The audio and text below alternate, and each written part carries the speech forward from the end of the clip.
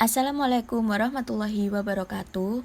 I'm Sabana and Olivia Anastasia Putri is my partner. We will explain about subject-verb agreement. So, don't feel sleepy to hear our voice. This is mind map for subject-verb agreement and we will explain details in the next slide. So, let's get started. First, form of singular and plural in subject-verb agreement.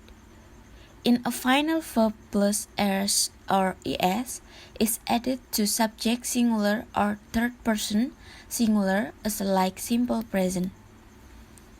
A final noun plus s or es is added to a noun to make the noun plural and full verb without s or es. Example: singular. My friend lives in Canada. The subject is singular and followed by verb s or es. Plural. My friends live in Canada. The subject is plural, so the verb without s or es. And the next is subject-verb agreement in compound subject and or. Example: my brother and sister live in China. My brother, sister, and cousin live in China. So, two or more subjects connected by and require a plural verb. The book or the pen is in the drawer. The boy or his friends run every day. His friends or the boy runs every day. When a compound subject contains both a singular and a plural noun or pronoun joined by or, the verb should agree with the part of the subject that is near the verb. And the next is subject-verb agreement in correlative conjunction. Correlative conjunctions are sort of like tag-team conjunctions.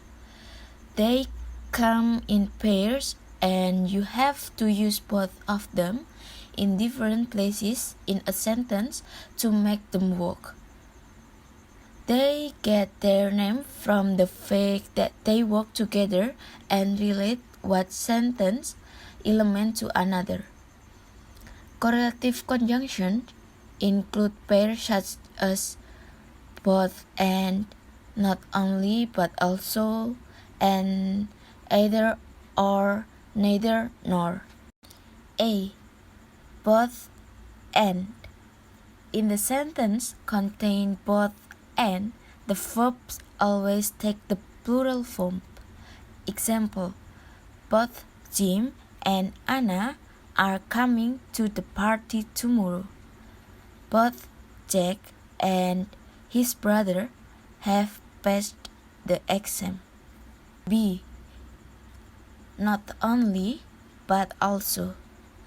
In the sentence contain not only, but also, the verb agrees with the noun that is closer to it. Example: not only Tom, but also Harry has got 10 on the test.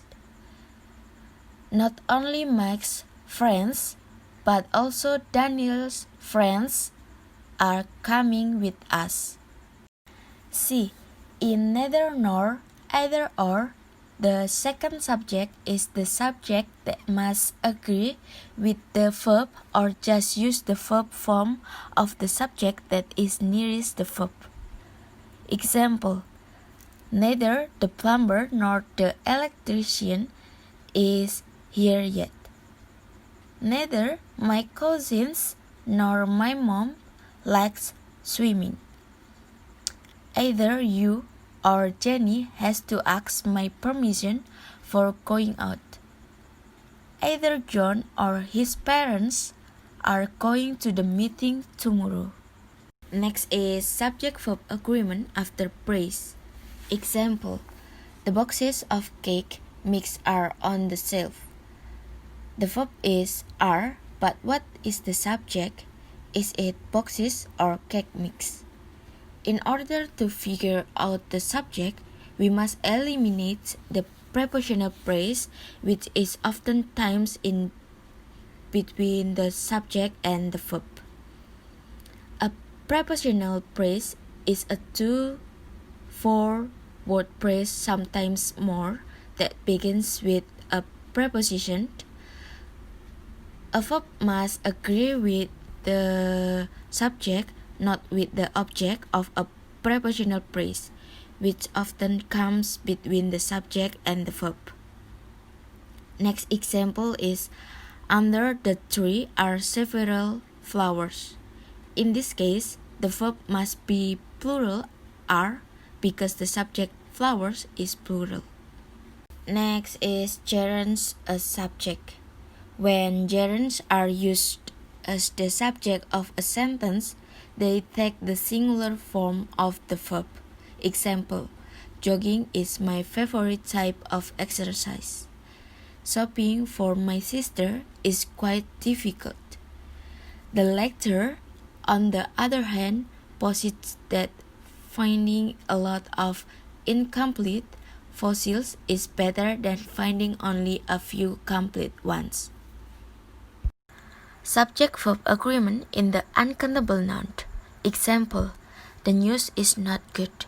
Mathematics is a very important subject. All uncountable nouns associated with clothes are plural uncountables. They cannot be used in the singular form or with numbers. We cannot say, for example, a short or two short. However, uncountable nouns are considered singular and may take only singular verbs. Nouns such as luggage, furniture, and jewelry are uncountable nouns and take singular verbs. Okay, the next is subject-verb agreement with expression of quantity.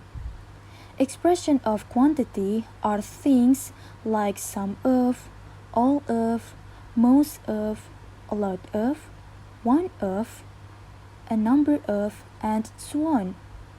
For example, all of the book was interesting. All of the books were interesting. In the first example, the subject all refers to the singular noun, book. So the correct verb is was, singular verb. And then in the second example, the noun books is plural, books. So the verb agrees with the object, become a plural verb, were. This is an exception for one of, each of, and every one of. They take singular verbs. For example, one of my friends is here. Why do we use is? Well, the subject is actually one. Therefore, the verb is singular, is. And then the number of and a number of. Look at these sentences. The number of days in a week is 7. The number of is followed by a plural noun, days, and a singular verb is.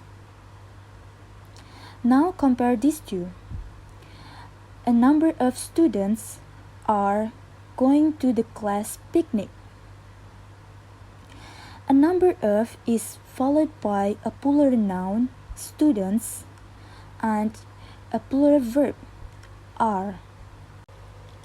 Now, there are words that always take singular verbs.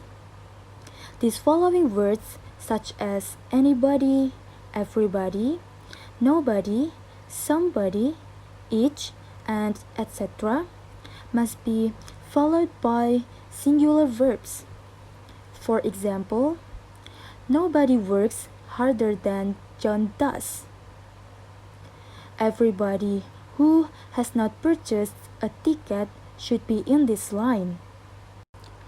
Now, subject-verb agreement with nouns that always take plural verbs, such as scissors, shorts, pants, jeans, trousers, eyeglasses, pliers, tongs, and so on.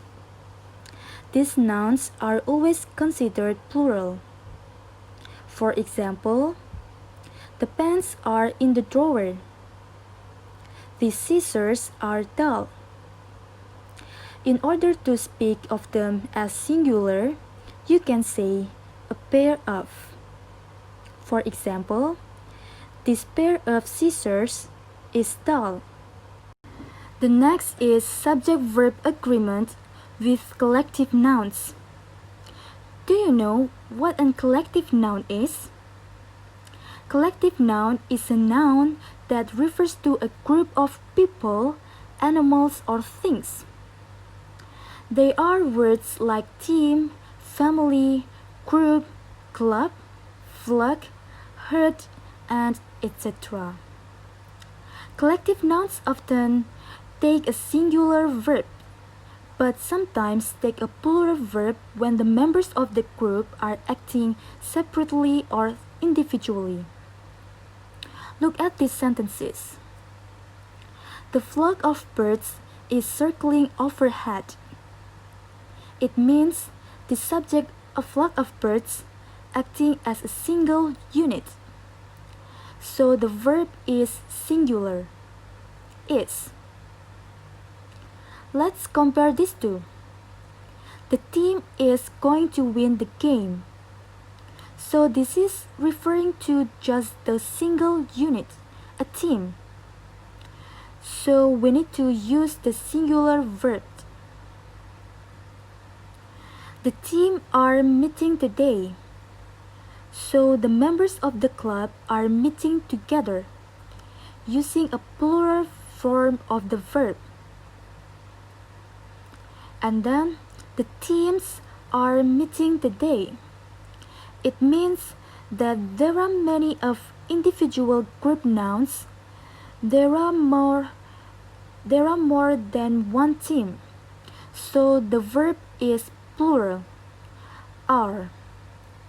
Okay, let's keep going. Using there be. It has no meaning as a vocabulary word.